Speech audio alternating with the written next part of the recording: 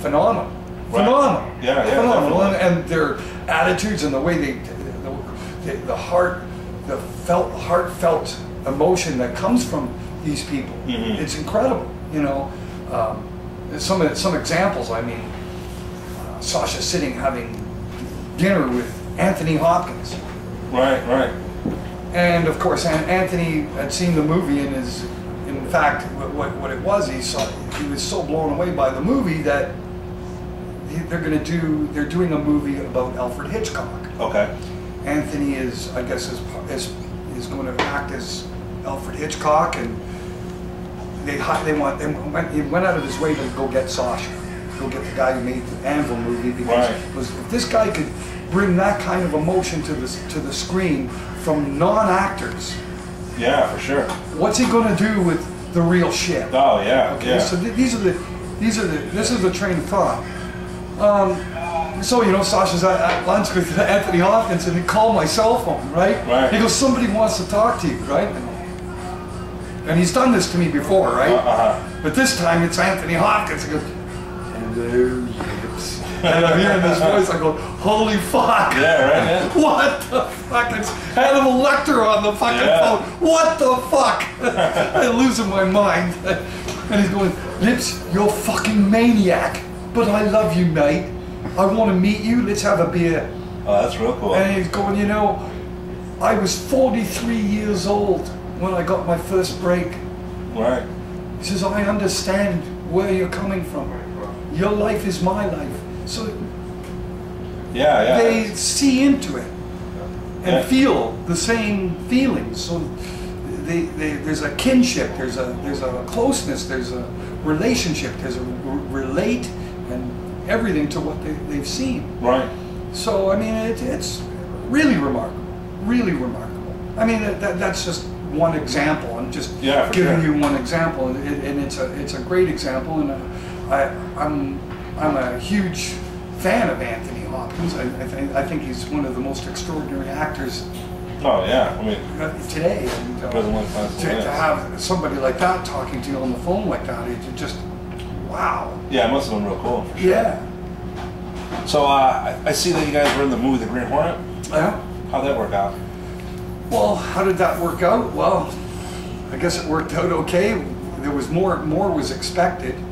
They filmed a hell of a lot more that ended up getting used. Right.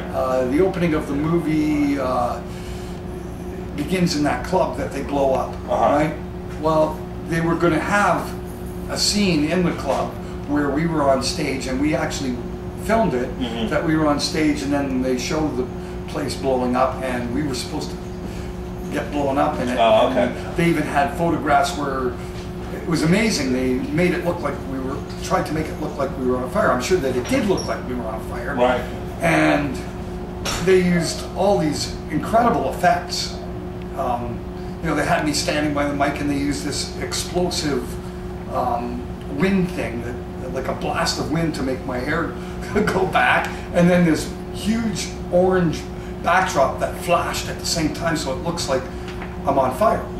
Right? They went through all this whole rigmarole. Really, really quite incredible, the amount of production that went through. But I guess in the editing, the movie ended up that it was almost like 4 hours long with all the stuff that Michel Gondry was going to put in, and they ended up cutting it all back. So instead of using the actual clip from what they filmed of us actually playing, they just showed it on the screen during the scene in the office. Okay. And that's how that ended up. So instead of actually using the shots, they put it up on the TV screen. You a little disappointed with that? What's that? Were you a little disappointed with that?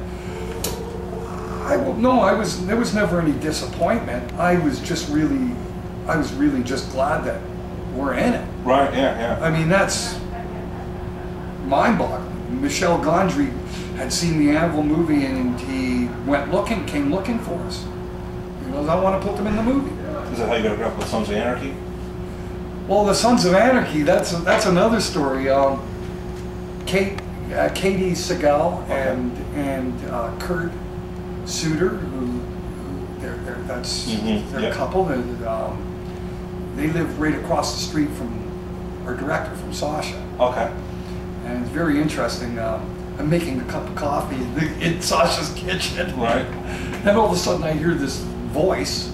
She'd come up to into the house, and I hear Katie's voice going, Sasha, Sasha, and I go, that's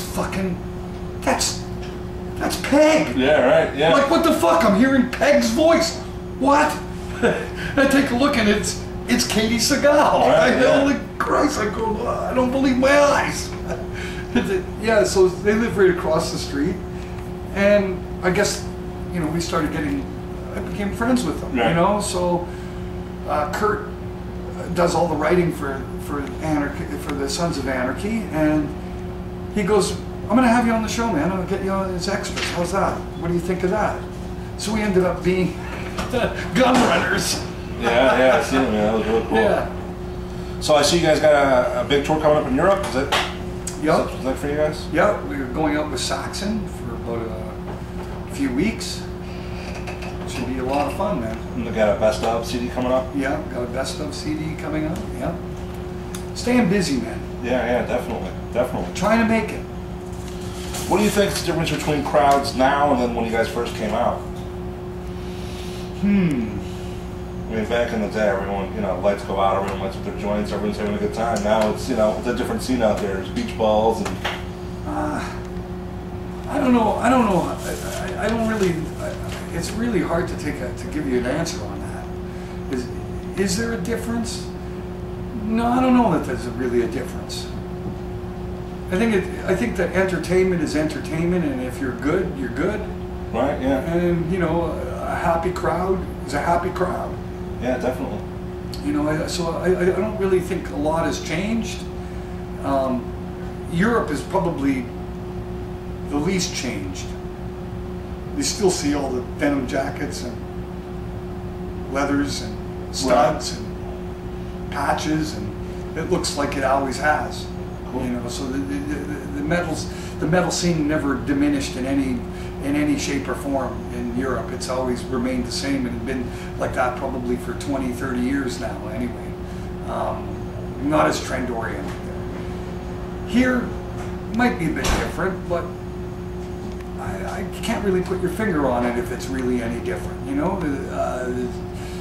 I think the demographics have grown in the sense that 20 years ago there's 20 years less of exposure of heavy metal. Right. So I think that now, there's actually a bigger audience for it than there ever has been before. Well, I see a lot of people now are going back to that older rock and roll. I mean, people want to see those old shows now. Oh yeah, well there's definitely a level of nostalgia. There's a certain level of it, but it's not just that. It's not just that alone. I think it's partially the quality. Yeah, definitely.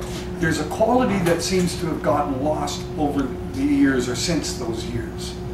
And there's a feeling of, let's take a look back and see there's something special about that era and what was going on there. And it was, because it was the renaissance of it, really. After the Beatles, of course, and the discovery of the electric guitar and everything that it's been used for, came to a pinnacle point. Right. In the late 80s, where you got guitarists playing so fast and so fluidly, like a violin, as speedy as the flight of the bumblebees. Right. You got guitarists doing that, and it lost its shape. It became almost a competition of ability rather than making music. And what that did is it turned the tables around, and that's what brought in the grunge. Right. It's like, we're sick of hearing guys standing there for 25 minutes playing the same guitar solo, playing up and down the neck at 1,000,000 miles an hour, and I can't remember one bloody note from the next. Forget the guitar solos, and for a period of time, no one's playing guitar solos because it turned around, and that's what happens with trends. If it gets too thick and too much of something, it turns around to the opposite. Right. So it went like that for an opposite, and then all of a sudden what happens is we're losing quality. You know, the guys who could really, really play well also were writing very, very interesting, meticulously played riffs. That there was a quality there that got lost. Now, the guys who could really play are not being listened to anymore, and guys who are kind of half-assed and they can't really play like that, they're just playing simple chord patterns. It's not as ornate. It became a lot simpler. People were longing for what it was. It's, once again, flip-flop, flip-flop. It's the pendulum, you know what I mean? Definitely. So right now the pendulum is back towards the sort of integrity-driven rock music. Right. You know, let me hear you, how well you can play. But now it's come with a little bit more, I believe it's come with a little bit more flavor and taste, in the sense. You don't want to hear a guy playing 1,000,000,000 miles an hour. That's not necessarily what people want to hear. Can you play me a guitar solo that I can remember all the notes and has a melodic sort of background? People like that. Blues-based, when you can hear the notes and really you can tell it's felt. People like that.